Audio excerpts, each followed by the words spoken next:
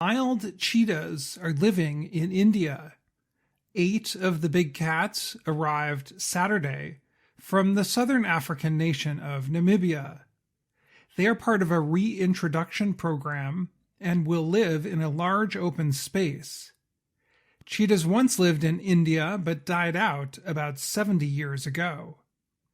Scientists hope the cats will learn to hunt deer and other wild animals in the area, and they hope the cheetahs will reproduce. The cheetahs coming to Africa are slightly different from the Asian ones, which were widespread in India.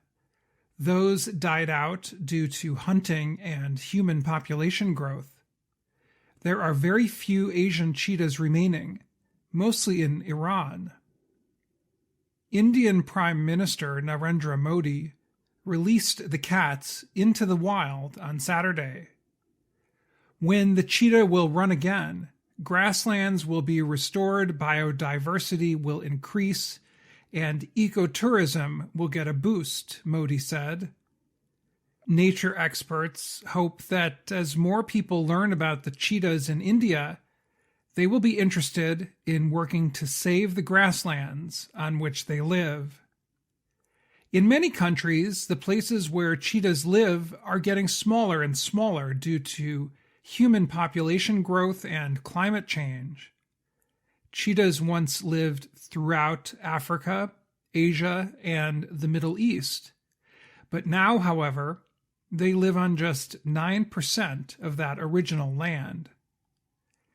There are about 7,000 adult cheetahs in the world. Lori Marker is a researcher with the Cheetah Conservation Fund. She said she hopes the cheetahs can find an appropriate home in India. If they survive, spread out, and have babies, the area where they live could support 21 cheetahs. To save cheetahs from extinction, we need to create permanent places for them on Earth, Marker said. In South Africa, however, cheetahs are running out of space. So groups such as Marker's are looking for new cheetah homes. 4 cheetahs recently captured in South Africa were sent to the East African country of Mozambique. 12 cheetahs from South Africa are currently waiting to be sent to India's Kuno National Park. While many are celebrating the cheetah relocation project, others think it is too early in the project to form an opinion. Mayuk Chatterjee is with the International Union for Conservation of Nature. He said there could be unintended effects of the move. The question remains how well it's done. One concern is how the cheetahs will affect other animals, such as hyenas, a kind of wild dog, or birds. Another is what will happen if the cheetahs do too well. People in India are currently worried about tigers. A fast rise in the population of the large cats has led to more tiger-human interactions. The cheetahs from Namibia will wear tracking devices around their necks.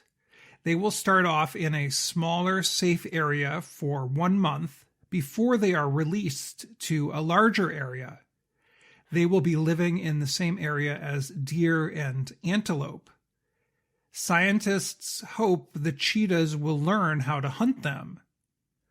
Other predators, such as bears and leopards, will not be able to get into the area. The project is expected to cost more than $11 million. It includes relocating a small village on the edge of the cheetah area. About $6 million of the cost will be paid by state-run Indian Oil. The African cheetahs are distant family members of the cheetahs that once lived in Asia. Early on, the hope was to bring in Asiatic cheetahs, but there are too few. there are still concerns about whether the project will work. One expert thinks it would be better to work on saving the cheetahs where they live. Pamela Berger studies conservation genetics at the University of Veterinary Medicine in Austria. She calls the future of the cheetahs in India questionable and says it would be better to conserve them now where they are. But another researcher, Adrian Tordif, said it has not been easy to keep the African cheetahs safe, and sometimes they need help to get to places where they can live more easily. Tordif is an animal doctor and wildlife specialist who worked on the cheetah relocation project. He said, India has shown an ability to keep large cats safe because of strong conservation laws. For example, the population of tigers has increased by almost 100% in the last 15 years. We cannot sit back and hope that species like cheetah will survive on their own without our help, he said. I'm Dan Friedel.